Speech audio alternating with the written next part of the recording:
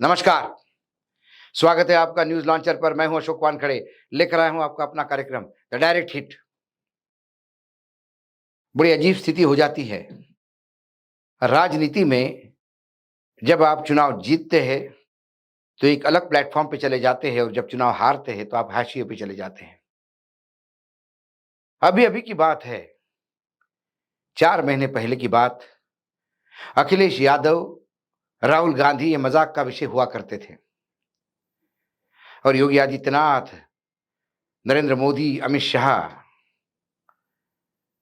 यह आदर का विषय हुआ करते थे, क्योंकि 300 पार उनके पास था और अखिलेश और राहुल गांधी हाशिए पे थे।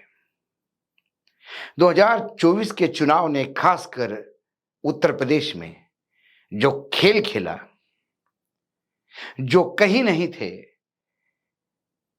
जिसे खाता भी नहीं खोलेगा इनका, मोदी जी जिस अहंकार में बोल रहे थे, उस अखिलेश ने भारत में तीसरे नंबर पे अपने आप को स्थापित किया।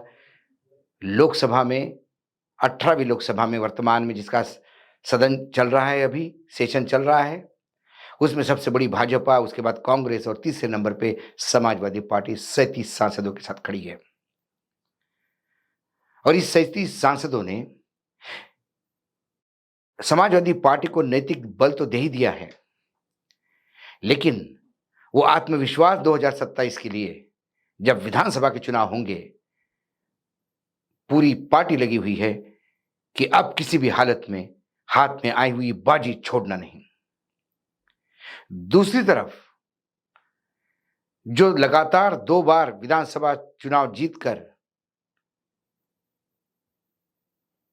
पूरा उत्तर प्रदेश में बीजेपी का झंडा गाड़े हुए थे, वो मानो ऐसे बिखर गए, सूखे हुए फूल के पत्तों की तरह, एक दूसरे को निपटाने में लगे हैं। भयावह झगड़े हैं, हर विधायक दूसरे की कंप्लेंट कर रहा है, नौकरशाहों को बीच में लेके आ रहा है, एक दूसरे के खिलाफ वीडियो रिलीज हो रहे हैं और खुल के बयानबाजी चल रही है। कई बार ताज्जुब लगता है कि ये वही पार्टी है क्या जो डिसिप्लिन के लिए जानी जाती थी? ये वही राजनीतिक दल है जो चाल चरित्र चेहरे के नाम से जाना जाता था? ये वही पार्टी है जहां संघ की एक कसावट थी? आज क्या हो गया? होता है किसी भी डिसिप्लिन्ड पार्टी में,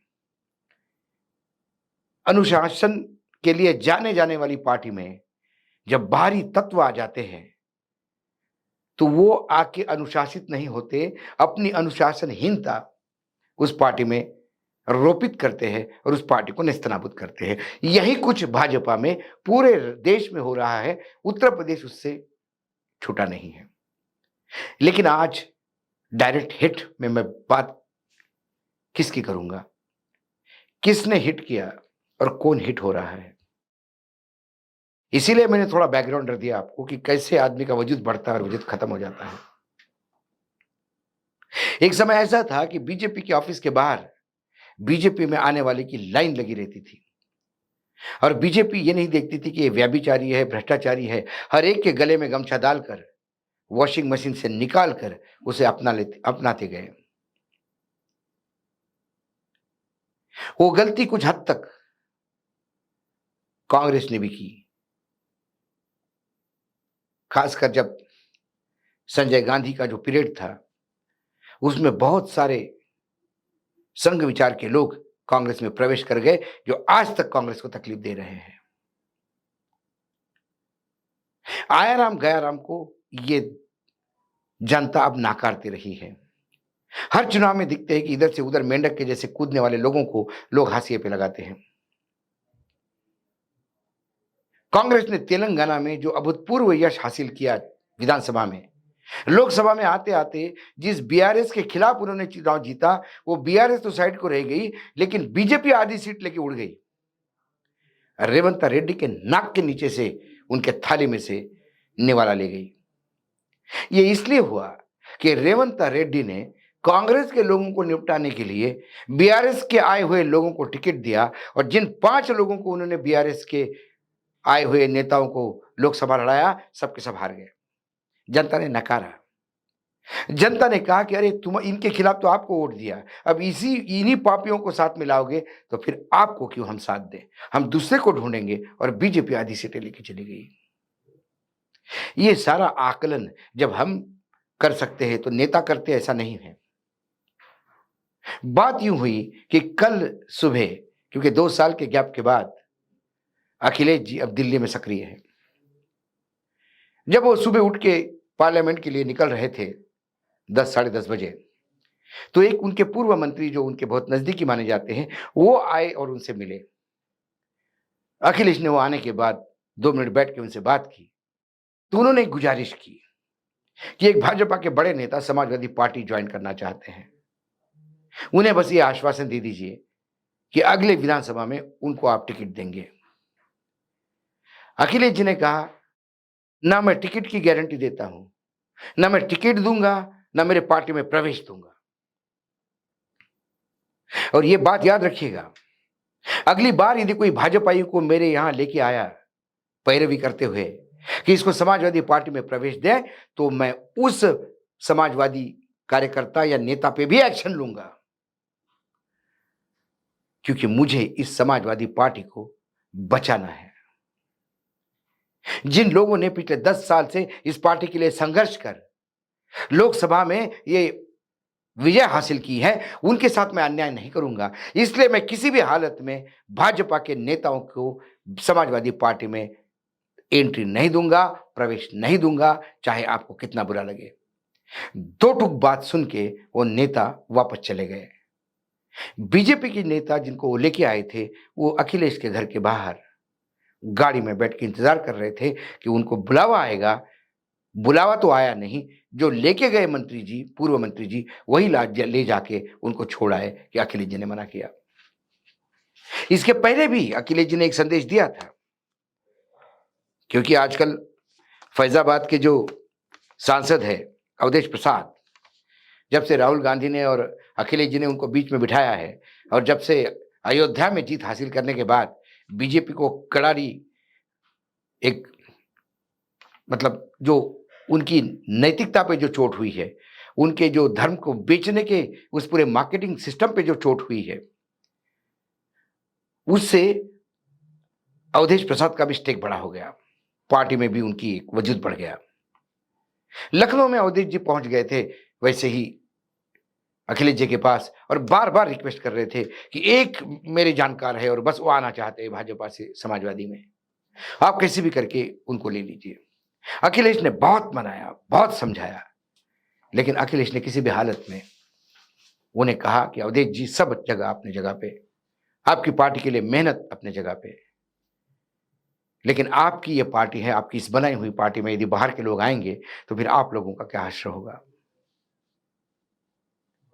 और ये मैसेज पूरे आज उत्तर प्रदेश में है कि भाजपा में भगदड़ मच रही है। भाजपा में यही समझ में नहीं आ रहा केंद्र के आका कब तक रहेंगे।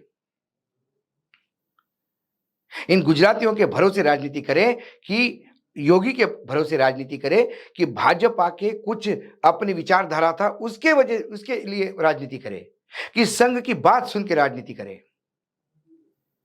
कंफ्यूजन का माहौल है, फ्री फॉर ऑल है। जो संघ निष्ठ है वो अपनी बात करते हैं, जो गुजराती निष्ठ है वो गुजरातियों के लिए खेलते हैं, जो योगी निष्ठ है वो योगी का फोर्ट संभाले हुए है, और जो मात्र भाजपा की विचारधारा के लिए है वो घर बैठे हैं, क्योंकि उनको जगह नहीं दिखती उनके लिए।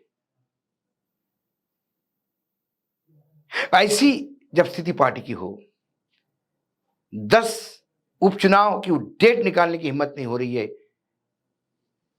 क्योंकि 10 उपचुनाव में यदि ऐसे ही पिछले उपचुनाव जैसी गड़बड़ हो गई तो 2027 का चुनाव बहुत मुश्किल होगा। और यहां 37 सांसदों के लेके समाजवादी पार्टी का उत्साह इतना ऊंचाई पे है कि 2027 किसी भी हालत में लेनी है। लेकिन अखिलेश भी जो दूध से जल जाता है वो छाछ भी फूंक के पीता है। अखिलेश ने अपने पुराने पराजय देखे हैं कि हाथ में आया हुआ विजय कैसा निकल जाता है, थोड़ी सी ढिलाई बरतो तो। उन्होंने आयाराम गयाराम को अपने पार्टी में ला के भी देखा है 2000 पिछले विधानसभा चुनाव में, 2022 के, कैसा हश्र हुआ। अखिलेश यदि ये सारी जो आज जिस गलतियों को रोक रहे हैं, यदि उस टाइम रोके होते तो आज शायद मुख्यमंत्री होते। लेकिन इंसान गलतियों से सुधरता है, जो गलतियों से सुधरता नहीं वो मूर्ख कहलाता है। और मिलिट्री स्कूल के प्रोडक्ट है, समझ तो जाते हैं, स्ट्रेटेजी समझते हैं। इसलिए अखिलेश ने जिस ताकत के साथ भाजपाइयों के लिए अपने पार्टी में प्रवेश बंद किया, ये सीधा हिट करता है भाजपा को, क्योंकि उनका अंदरूनी कलह इतना हो गया कि अब उनके पार्टी के लोग समाजवादी पार्टी में जगह ढूंढ रहे हैं। ये राजनीतिक संकेत बहुत बुरे हैं भाजपा के लिए, जिनकी उत्तर प्रदेश में भी और दिल्ली में भी सरकार है। लेकिन उत्तर प्रदेश की सरकार अधिकारियों के भरोसे है और दिल्ली की सरकार बैसाखियों पे। कौन किसका साथ देगा किसको नहीं पता। हर एक को अपना राजनीतिक भविष्य यदि सिक्योर करना है और 2027 का चुनाव यदि सामने है तो सारे रास्ते समाजवादी पार्टी की तरफ। लेकिन अखिलेश जी को यह देखना है कि अपना किले का दरवाजा टाइट करके रखे, क्योंकि एक बार यदि अंदर दिमाग घुस गई वो पार्टी को खा जाएगी। इसके पहले भी उन्होंने दिमाग का प्रकोप देखा है। इसलिए अखिलेश ने जो कल यहां किया दिल्ली में बंगले पे, उसका संदेश पूरे उत्तर प्रदेश में गया और उनका किया हुआ हिट से अभी भी बीजेपी तलमला रही है। लेकिन भाजपा अपने नेताओं को आश्वस्त भी नहीं कर रही है कि 2027 में जीत हमारी होगी। उसके लिए पार्टी में एका चाहिए, उसके लिए परफॉर्मिंग गवर्नमेंट चाहिए। हाल ही में जो बजट आया है उस बजट ने यह बता दिया कि जो 30 सांसद बीजेपी को दिए हैं उत्तर प्रदेश ने, वो भी उत्तर प्रदेश ने बड़ी गलती की है। 30 सांसद देने के बाद भी उत्तर प्रदेश को बिहार और आंध्र के हिसाब से कुछ नहीं मिला। वो बात भी अलग है कि बिहार और आंध्र को भी सिर्फ लॉलीपॉप दिए हैं, यहां तो वो भी नहीं हुआ। यहां तो ये भी पता नहीं कि मुख्यमंत्री कब तक है, कौन मंत्री कब तक है, और यहां ये भी पता नहीं कि दिल्ली की सरकार कब तक है।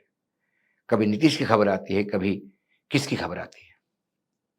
राज्यसभा में तो करीब करीब बहुमत आने की कोई आशंका, जुगाड़ की आशंका भी नहीं है, क्योंकि 9 सांसदों को लेकर राज्यसभा में बीजेडी पहले ही बाहर हो गई है और उन्होंने कहा किसी भी हालत में हम बीजेपी का साथ नहीं देंगे। जो एक विश्वासु साथी था, और दूसरा विश्वासु साथी जगन रेड्डी आज जंतर मंतर पे बैठ के कोस रहा है। इंडिया गठबंधन ने तो साथ दिया, यदि उन्होंने इंडिया गठबंधन का साथ दिया तो 11 सांसद वो चले जाएंगे, तो फिर भाजपा किसके भरोसे बिल पास करेगी। दिल्ली संकट, लखनऊ संकट, जो स्वार्थी है उनको अपना भविष्य संकट में दिखता है, इसीलिए भागादौड़ी मची है। सबसे पहले जहाज डूबता है तो चूहे भागते हैं, और अखिलेश ने आज दरवाजे बंद करके बोला कि चूहों को एंट्री नहीं, सीधा हिट किया। आज डायरेक्ट हिट में इतना ही। कल फिर आता हूं किसी विषय के साथ, तब तक के लिए नमस्कार। देखते रहिएगा न्यूज लॉन्चर।